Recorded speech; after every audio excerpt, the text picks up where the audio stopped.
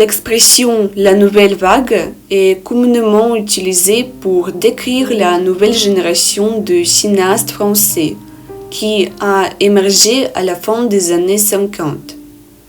Dénomination appliquée en 1958 par la critique à certains cinéastes français, François Truffaut, Jean-Luc Godard, Claude Chabrol, Éric Rohmer, Jacques Demy, Anne Varda, Jacques Rosier, qui affirment la primauté du réalisateur sur les scénaristes et défendaient un cinéma d'auteur, expression d'un regard personnel. La nouvelle vague apparaît comme un véritable événement, peut-être même une révolution, dans la mesure où elle permet à un certain de nouveaux auteurs de tenter de renouveler le cinéma français.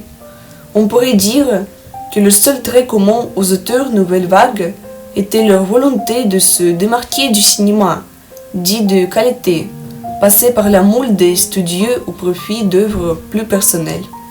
Les films de la nouvelle vague française n'avaient pas d'éléments nécessaires, y compris et rejetant les innovations à la demande des réalisateurs, de sorte que tous les éléments énumérés ne seront pas typiques de la plupart des films. Premièrement, le courant n'a pas admis aucun cadre et frontières. Les réalisateurs étaient autorisés à faire ce qu'ils voulaient. Expérimenter le travail de la caméra, le montage, les acteurs, l'histoire, le son ou même le timing.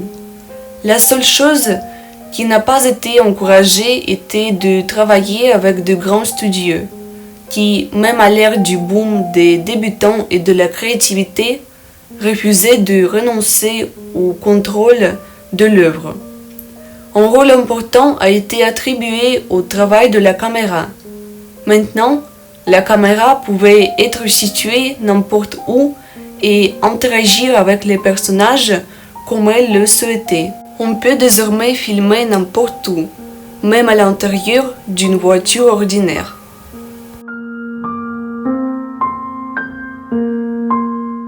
Deuxièmement, la volonté de réduire le coût de tournage a affecté le casting. Ils ont préféré les gens débutants qui veulent connecter la vie avec le grand écran. Du coup, la nouvelle vague a donné au monde de nombreuses stars. Jean-Paul Belmondo, Catherine Deneuve, Jean Seberg, Anna Karina, Gérard Blaine. Le manque de professionnalisme des acteurs et le désir d'obtenir une image en direct ont encouragé l'improvisation dans le cadre, qui est devenu l'un des éléments centraux. De plus, François Truffaut a attiré l'attention sur la faible qualité des scénarios de cinéma français. Il s'agissait généralement d'histoires d'amour vulgaire ou de panégyriques insipides sans aucun problème de société. En tenant compte du sortir dans la rue, les gens voulaient parler de questions importantes et d'actualité. En conséquence, la confrontation entre l'homme et la société est devenue l'idée centrale de nombreux représentants de la vague. Maintenant, regardons quelques des films les plus clés de la nouvelle vague. Le film 400 coups est la première œuvre de François Truffaut, qui a reçu le prix du Festival de Cannes en 1959 du meilleur réalisateur. Dans le film en noir et blanc, il se passe de ce que les adultes font habituellement peur aux enfants. Les problèmes à l'école, la mauvaise compagnie, les mauvaises habitudes, la nuit dans la police et la colonie pénitentiaire. François Truffaut a pu créer une image intéressante de la vie difficile, de l'âge adulte et de la réflexion sur les actions des adultes à travers les actions de l'adolescent. C'est un véritable drame dans lequel on peut voir des images vivantes, un montage insolite et une problématique sociale pour la nouvelle vague. Il convient également de mentionner que le réalisateur a poursuivi cette histoire dans 4 autres films, sortis entre 1952 et 1979. Et dans le film suivant, le personnage principal tout au long de l'intrigue persuade l'héroïne de se souvenir de leur rencontre l'été dernier dans une station balnéaire de Marienbad. Et il commence vraiment à croire qu'ils se sont rencontrés. Et le spectateur, essayant de suivre la logique du raisonnement des auteurs du film, et finalement confus. L'année dernière à Marienbad est un film français de 1961 réalisé par Alain Resnais et scénarisé par Alain Robbe-Grillet. Le film est célèbre pour sa structure narrative mystérieuse, dans laquelle il est difficile de distinguer la vérité et la fiction, et les relations temporelles et spatiales des événements restent incertaines. Cet effet est obtenu par le montage.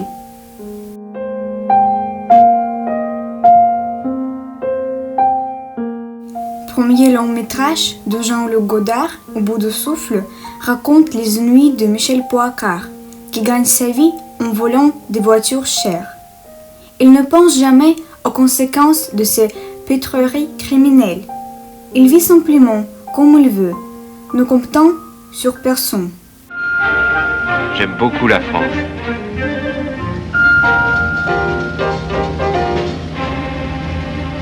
Si vous n'aimez pas la mer,